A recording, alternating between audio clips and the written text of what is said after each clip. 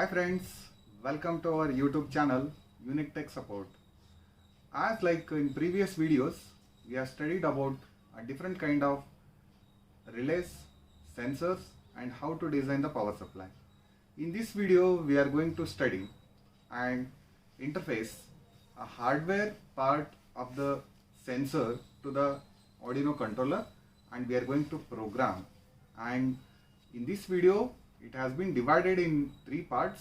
First is interfacing of hardware, knowledge of the pin configuration, and also how to download the program and how to get the output.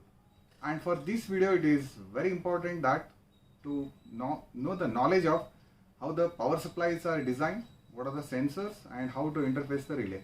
So if you are not viewed these videos, please go to the description and there is a link, and please follow those videos so you can follow easily whatever we are going to teach in this video. Please welcome. Okay, so this is the Arduino controller module, where the main part of this board is the Atmega 328 IC, which is a 28 pin DIP type package and having so many IO ports. So for the easy of the operation of this interfacing for the application, it has been divided like the whole the pins are classified in three categories. One is the power supply pins, analog pins and digital IO pins. So take it from the first part, that is the power supply pins.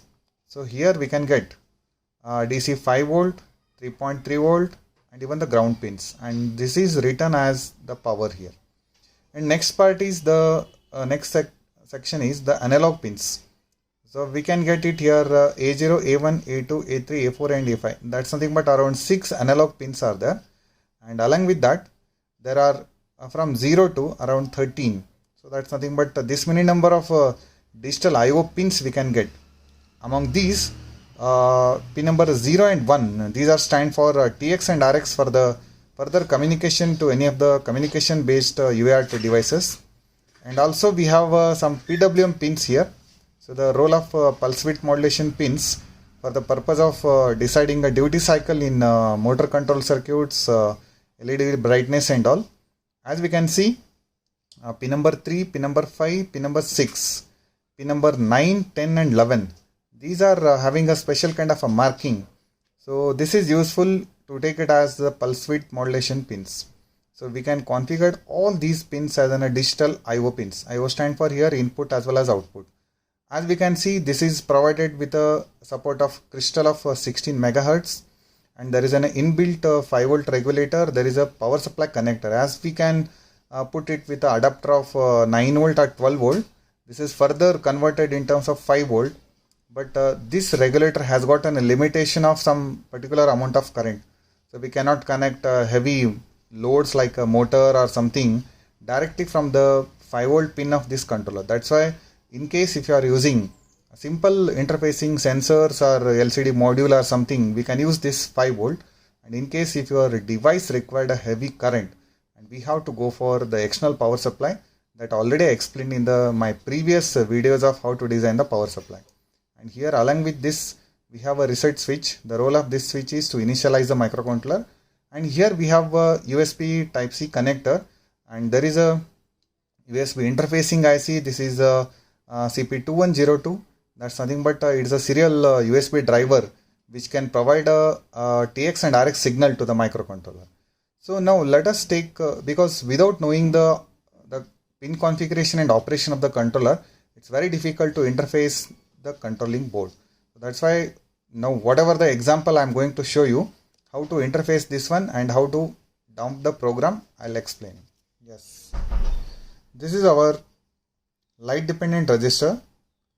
So in the previous videos I explained about the light dependent register, how it goes to work, and as we know that it's having a 2 terminals. So we are created a potential divider network here with the help of a 10 kilo ohm resistor, and with the help of an LDR terminals we have created a potential divider with finally we got 3 wires. One which is we are going to connect for VCC, and another one is a ground, and this junction meeting point is our analog variation voltage according to the light fall on the LDR. And according to the theory of a potential divider, as the light intensity is more, it is providing more voltage to the analog pin, and if there is a dark, the analog pin output variation, the voltage goes to decrease. And this is our output device. We are going to take just one example, connecting an LED with a dropping resistor of 1K, and this anode pin of the LED, which is connected to the digital IO pin of the Arduino controller according to our program. Now we'll go for how to connect these all things together. Now take a LDR, light dependent resistor, as I explained. This is with a potential divider. It's connected to the VCC and ground pin 5 volt, and also it is now connected to the potential divider Vout pin, which is connected to the analog 0 A0 pin. And now the output, which is we assigned as pin number 13 as output, which is connected to an LED. And after that, the type C USB connector, it has been connected to the USB port of the laptop. So let us look at how the circuits and components are interconnected each other. Here we are using a light dependent resistor with a 10K resistor, and these two are arranged in a potential divider manner, and the junction meeting point, that is our Vout analog pin. So that is connected to analog pin of the Arduino controller, and across pin number 13 we connected an LED. So according to the brightness or the light fall on the LDR, it changes its resistance internally. For example, if there is more amount of light, the internal resistance of LDR decrease, and this will increase the Vout voltage, and here we are getting more amount of analog voltage across A0 pin. And in the reverse case, if there is a less amount of light fall or dark, so the internal resistance of LDR increase, so that's why we are getting less amount of voltage across A0 pin. Now the pin number 13, which is connected to an LED, it goes to turn on and off according to the program execution inside the Arduino controller. So here we are using Atmega 328, and the program executed according to that, the input sense from the LDR, it goes to turn on or turn off the LED. So in place of LED, we can use a relay to connect an external devices like AC operated devices. Let us take a look at the program. So the Arduino Sketch program, it has been divided in 3 parts. The first part of the program is assigning the input and output variables. Second part of the program is assigning the pin functionality, which is the input pin and which is the output pin. And third part of the program is execution of the total program in a endless loop.